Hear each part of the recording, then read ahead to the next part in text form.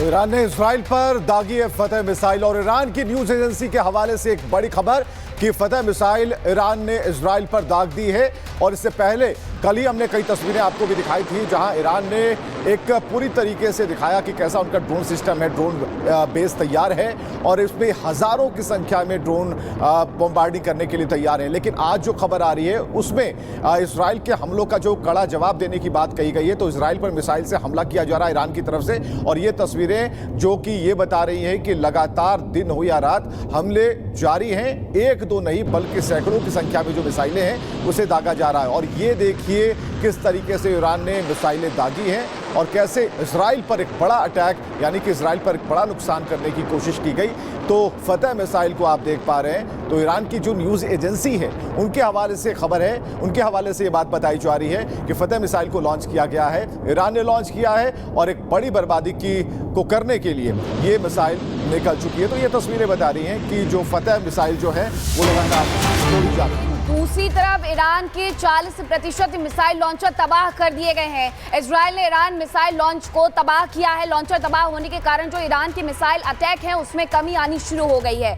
सबसे मुख्य बात यही है कि लॉन्च पैड को ही तबाह कर दीजिए तो वहां से जो भी अटैक है वो हो ही नहीं पाएंगे उस तरीके से। और इसमें 40% की कमी भी देखने को मिल रही है क्योंकि ईरान के 40% जो मिसाइल लॉन्चर हैं उन्हें तबाह इजराइल की तरफ से किया गया है। इजराइल सोची समझी रणनीति के तहत आगे बढ़ते हुए कार्य कर रहा है। सबसे पहले तेल कुएं को नुकसान पहुंचाया, गैस भंडार को नुकसान पहुंचा करके आर्थिक तौर पर चोट की गई। अब इजराइल ने ईरान मिसाइल जो लॉन्च है वो तबाह कर दिए हैं ताकि जो हमले हैं वो कम हो जाए। हमारे साथ ग्रुप कैप्टन यूके देवनाथ जी जुड़ गए हैं। यूके देवनाथ जी, सबसे पहले तो यही बात कि पहले तो आर्थिक तौर पर चोट की गई और उसके बाद जो लॉन्च पैड है उन्हें तबाह किया गया। एक पूरी सोची समझी रणनीति के तहत इजराइल आगे बढ़ रहा है और अगर इसी तरीके से आगे बढ़ता रहा तो क्या घुटने टेकने पर मजबूर कर देगा ईरान को? जी हाँ, इजराइल की पॉलिसी ये है कि युद्ध के प्रति जो ईरान की तैयारियां हैं उसमें सबसे जो कमज़ोर कड़ी है उस पर प्रहार किया जाए।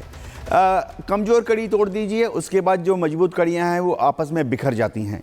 तो ईरान के पास इंटरमीडिएट रेंज बैलिस्टिक मिसाइल जिनकी मदद से वो 1600 किलोमीटर दूर स्थित इजराइल पर हमला कर सकता है, आज की तारीख में करीबन 1600 बचे हुए हैं।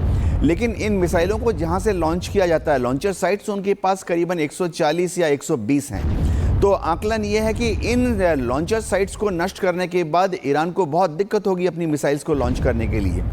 आमतौर पे क्या होता है कि जैसे हल्के मिसाइल होते हैं तो उनमें लॉन्च एंड स्कूट पॉलिसी इस्तेमाल की जाती है कि आप मिसाइल लॉन्च करो और उसके बाद लॉन्चर को दाएं बाएं आगे पीछे 1, 2, 8, 10 किलोमीटर घुमा दो ताकि दुश्मन फिर से वहाँ पर आपको ढूंढकर प्रहार ना कर पाए। लेकिन ये जो IRBM है, इनके लॉन्चर साइट्स जो होते हैं वो फिक्स्ड होते हैं और एक जगह पर ही स्थिर रहते हैं क्योंकि मिसाइल और लॉन्चर साइट्स बहुत वजनी होते हैं, वज़न 100 टन के आसपास। दूसरी बात ये, क्या ईरान घुटने टेक देगा? ईरान की युद्ध नीति बहुत क्लियर है। ईरान जानता है कि इजराइल उसको ख़त्म नहीं कर सकता है। ईरान ये भी आकलन कर रहा है कि इजराइल उसके न्यूक्लियर साइट्स को, उसके हार्बर्स, एयरफील्ड्स, एयरपोर्ट्स साइट्स को तो नष्ट कर सकता है, लेकिन इजराइल कभी भी वहाँ पर फौज भेजकर ईरान को ज़मीनी नुकसान या ज़मीनी कब्जा नहीं कर सकता। यही उनकी रणनीति का मुख्य कोर है। इसीलिए ईरान करता क्या है कि वो लॉन्च करता है IRBM ताकि अपनी जनता को और दुनिया भर के लोगों को दिखा सके कि वो बदला ले रहा है, वो युद्ध के मैदान में है।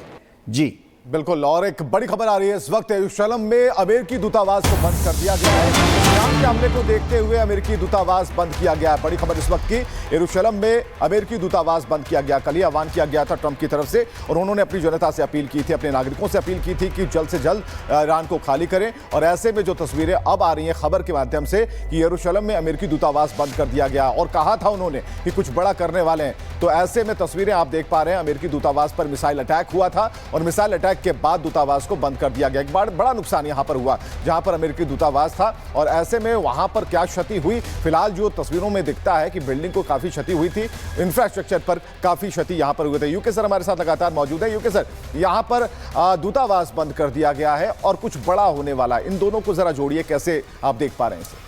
ईरान लगातार इजराइल के ऊपर हमले कर रहा है, लेकिन अब तक दो तीन चीज़ें बहुत नोटिसेबल है कि ईरान ने कुछ टारगेट्स को अभी तक टारगेटिंग नहीं की है। नेतन्याहू का घर जो कि ज़मीन के ऊपर है और सैटेलाइट में कितनी क्लियरली दिख रहा है, उस पर हमला नहीं किया ईरान ने। इसी तरह से ईरान ने उनकी जो पार्लियामेंट है इजराइल में, नेसेट, उस पर हमला नहीं किया। ईरान ने अभी तक जो वहाँ रूलिंग पार्टी है लिकुड पार्टी, उसके हेडक्वार्टर पर भी हमला नहीं किया। ईरान चाहता है कि वो तब तक इन इंस्टॉलेशंस पर हमला नहीं करेगा जब तक कि उसको ये ना लगे कि शायद आयतुल्ला खमेनी या शायद राष्ट्रपति पेजेश्किन के घर को भी निशाना नहीं बनाया जा रहा। तो शायद दोनों पक्षों में अमेरिका की शह में एक अंडरस्टैंडिंग है कि फ़िलहाल वो खमेनी को टारगेट नहीं करेंगे और ये लोग नेतन्याहू के घर को या नेतन्याहू के अंडरग्राउंड बंकर को टारगेट नहीं करेंगे। जी बिल्कुल सर, जो ये जगह है ये वैसे भी बहुत ज़्यादा मान्यता वाली है, क्योंकि चाहे वो मुस्लिम हो या फिर क्रिश्चियन हो, लेकिन इसी बीच एक जानकारी है, फोर्डो परमाणु सेंटर पर हमले की तैयारी में है इजराइल। इजराइल के साथ अमेरिका भी हमला कर सकता है, ये रिपोर्ट्स कह रही हैं। इजराइल के सुरक्षा सलाहकार का बड़ा बयान सामने आया है। ईरान के फोर्डो परमाणु सेंटर को तबाह करेंगे, ये इजराइल की तरफ से कहा गया। फोर्डो को तबाह करने तक जंग जारी रहेगी, ये इजराइल कह रहा है। तो सर, इजराइल अगर ये कह रहा है कि वो फोर्डो को जब तक तबाह नहीं कर देता है तब तक वो थमने वाला नहीं है। बात यरूशलेम की भी कर रहे थे। यरूशलेम को लेकर के खासकर ईरान थोड़ा सा तो बच रहा है, क्योंकि फिर यहूदी हो, मुस्लिम हो, क्रिश्चियन हो, सबके लिए वो धार्मिक स्थल वाली जगह है। अब ऐसे में निशाना अगर बनाया गया तो वो सिर्फ अमेरिका के दूतावास को बनाया गया है और वो सोची समझी रणनीति के तहत बनाया गया है। ये समझना पड़ेगा कि किसी भी दुनिया के ज़्यादातर मुल्क यरूशलेम में अपनी एम्बेसी को या अपने हाई कमिश्नर को नहीं रखते हैं। दुनिया के ज़्यादातर देश हैं वो तेल अवीव को ही चुनते हैं अपने एम्बेसी बनाने के लिए। ये अमेरिका ने थोड़ी चालाकी से, चतुराई से या मिस्चीवियस बुद्धि से यरूशलेम में अपनी एम्बेसी को शिफ्ट किया गया है। दुनिया में सब जगह होता है कि एम्बेसीज बनाने के लिए एक डिप्लोमेटिक एरिया सिलेक्ट किया जाता है ताकि युद्ध के दौरान शत्रु को बता दिया जाता है कि ये डिप्लोमेटिक एरिया है, यहाँ पर हमला न कीजिए। लेकिन अमेरिका ने इजराइल के साथ अपना मजबूत साथ दिखाने के लिए और शायद ईरान को थोड़ा हैरान परेशान करने के लिए अपना एम्बेसी जानबूझ के चतुराई कहूँगा से यरूशलेम में भेजा था। अब यरूशलेम में धार्मिक स्थलों को नहीं हिट किया जा रहा, ये आपको समझना पड़ेगा। ईरान जो है वो जानता है कि अगर धार्मिक स्थलों को प्रहार हो गया तो पूरी कहानी बिगड़ जाएगी उनके लिए। अरब, मुस्लिम, शिया, सुन्नी, क्रिश्चियंस, ज्यूज़। एक और चीज़ जो मैं बताना चाहता हूं कि यरूशलेम में जो अमेरिकन एम्बेसी को हिट किया गया है, वो एम्बेसी जो है ऐसी जगह पर लोकेटेड है कि आसपास ज़्यादातर एरिया बिल्कुल। और सर, एक बड़ी खबर आ रही है कि इजराइल मीडिया के हवाले से खबर आ रही है कि एयर डिफेंस पर $285 मिलियन खर्च कर रहा है इजराइल, और हर दिन $285 मिलियन खर्च करने की बात कही जा रही है। यानी कि एक बड़ी खबर इस वक्त आ रही है, इजराइल मीडिया के हवाले से एक खबर आ रही है, और खबर ये आ रही है कि अब एयर डिफेंस पर $285 मिलियन खर्च कर रहा है इजराइल। और यहां पर शाम सर हमारे साथ जुड़ गए हैं। सर, इस खर्च का क्या मतलब है, और एयर डिफेंस पर खर्च किया जा रहा है लेकिन काम कहां आ रहा है? ऐसा नहीं है काम नहीं आ रहा है। देखिए, जब लड़ाई होती है तो जो ये एयर डिफेंस सैचुरेट होते हैं और इनको सप्रेस किया जाता है इलेक्ट्रॉनिक वारफेयर से भी और फिजिकल मीन्स से भी, दोनों तरफ से भी। तो ये इतना खर्चा तो लगेगा, क्योंकि 5-5 लेयर में आप, आउटर टू इनर लेयर में मैनुअल तक आप फायरिंग कर रहे हो।